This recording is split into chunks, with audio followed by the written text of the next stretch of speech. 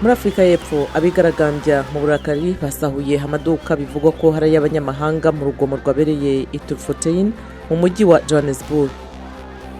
Padiri Pedro Opeka yiteguye kwakira umwarimu we mukuru Papa Francisco muri Madagascar mu murwa mukuru Antananarivo ku cyumweru tariki 8 y'uko kwezi kwa 9.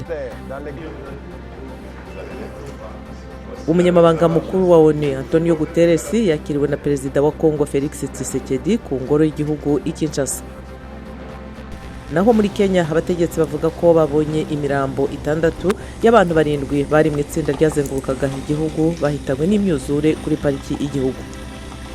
Muri Mozambique ho abatuye umujyi wa Beira bashegeshwe na serwakira bumvikanishije ko babajwe nuko Papa Francisco atazabona umwanya wo kubasura muri iki cyumweru azamara agenderera ibihugu 3 by'Afrika. Ibyo bihugu ni Mozambique, Madagascar n'ibirwa bya Maurice.